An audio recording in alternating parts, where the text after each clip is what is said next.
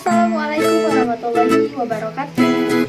Hello, first of all, my name is Siti Fatimah Zahra Jaskonira. I'm from first grade of E, majoring in Arabic language and literature at UIN Sunan Gunung Jati, Bandung.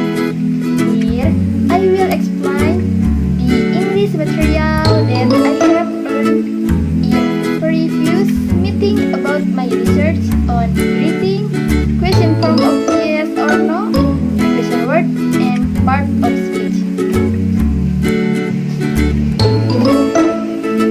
Greeting friends and strangers. Di dalam kehidupan sehari-hari, kita tentu sering bertemu dengan seseorang. Untuk itu, kita harus belajar menyapa mereka. Dalam berbahasa Inggris, juga ada istilah kata sapaan yang disebut dengan greeting. Mempelajari kata sapaan dalam bahasa Inggris akan membantu kita dalam bergaul dengan orang-orang di sekitar kita. Karena penggunaannya akan sangat membantu dalam membuka sebuah percakapan. Greeting adalah ungkapan yang digunakan untuk menyapa seseorang. Situasi dalam greeting terdiri dari dua bagian, yaitu formal dan informal. Greeting juga bisa diekspresikan dengan kata-kata, saling berjabat tangan, atau berpelukan. Ada dua tipe dari greeting. Yang pertama, formal greeting. Contohnya, hello, good morning, good afternoon, good evening, good night. Hello, how are you? How are you doing? How do you do? Nah, untuk kalimat how do you do ini biasanya kalimat sapaan jika kita belum pernah bertemu dengan orang sebelumnya. Dan adapun ada nice to meet you. Untuk responnya yaitu good morning, good afternoon, good evening, good night. I'm fine, thank you. I'm very well, thank you. How do you do? Ada juga ya nice to meet you too. Yang kedua yaitu informal greeting. Contohnya yaitu hi, what's up, what's news, how everything, how's it going, how's business. Dan untuk responnya hi, just fine, great, thanks, pretty well. Biasanya kalimat-kalimat yang tadi itu digunakan untuk informal greeting. Question form of yes or no. Definisi yes or no question sesuai dengan namanya. Yes or no question merupakan salah satu jenis pertanyaan yang hanya membutuhkan dua jawaban, yaitu ya dan tidak. Dibandingkan dengan jenis pertanyaan lainnya, jenis pertanyaan ini sebenarnya memiliki jawaban yang pasti tanpa diikuti keterangan selanjutnya. Walaupun terlihat sederhana, ternyata ada banyak yang perlu kita pahami dalam penggunaan kata tanya yang tepat dalam membentuk yes or no question. Yes or no question mempunyai rumus, yaitu dapat dibuat dengan mengubah declarative sentence. Kita harus mengetahui terlebih dahulu mana yang namanya subjek, main verb, dan auxiliary verb. Rumus yes or no question yang dibedakan berdasarkan auxiliary verb, ada yang menggunakan auxiliary verb dan juga ada yang tidak menggunakannya. Salah satu rumus yes or no question menggunakan auxiliary verb, yaitu yang pertama to be plus subjek plus main verb. Yang kedua modal verb plus subjek plus main verb. Nah, untuk satu kalimatnya, is she working very hard? Apakah dia bekerja terlalu keras? Nah, untuk jawabannya, jika benar maka jawab yes, she is working very hard. Dan jika jawabannya salah, maka menjawab no, she isn't working very hard.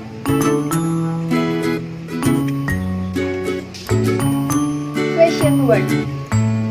Apa itu question word atau information question?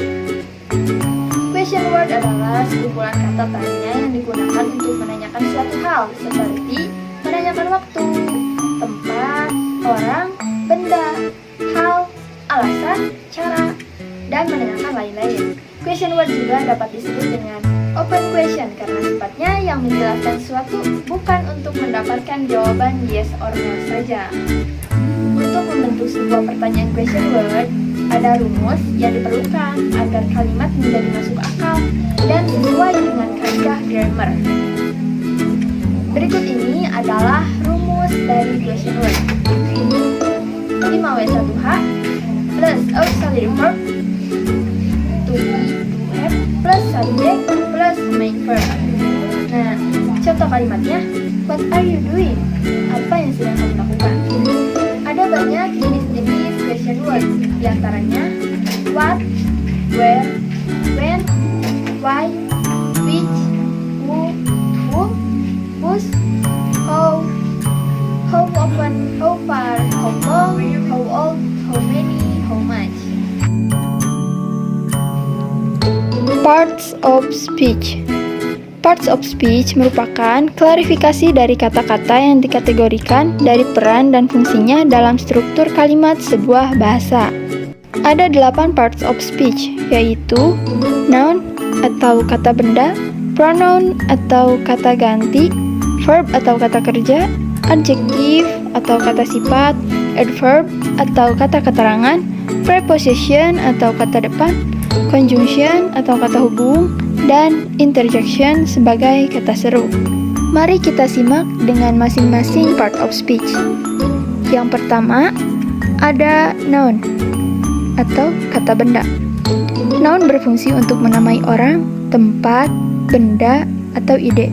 Umumnya noun didahului oleh partikel e atau an atau de. Yang kedua ada pronoun atau kata ganti. Pronoun digunakan untuk menggantikan noun. Part of speech ini bermanfaat untuk menghindari repetisi penggunaan noun. Yang ketiga ada verb, yaitu kata kerja.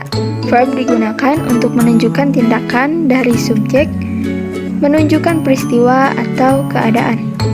Seperti yang kita ketahui, verb itu ada yang reguler dan ada yang irregular. Contohnya yang reguler seperti accept, decide, live, work, dan yang contoh irregular yaitu write, bear, choose, feel, dan lain-lain.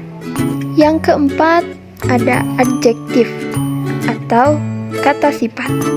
Adjektif adalah suatu kata yang digunakan untuk menggambarkan atau memodifikasi noun atau pronoun. Biasanya terletak sebelum noun atau pronoun.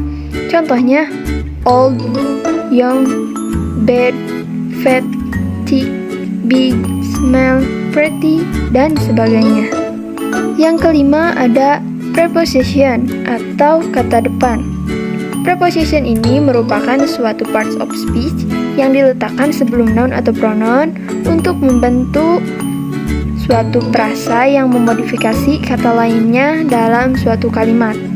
Preposition dibagi menjadi beberapa macam. Di antara lain ada preposition of time, preposition of place, preposition of movement, preposition of manner, preposition of purpose, dan yang terakhir preposition of measure. Yang keenam ada conjunction atau kata hubung. Part of speech yang satu ini berfungsi untuk menghubungkan kata, frasa, atau klausa, dan juga untuk menunjukkan hubungan antara elemen kalimat yang dihubungkan.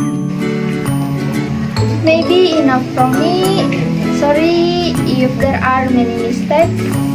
Wassalamualaikum warahmatullahi wabarakatuh.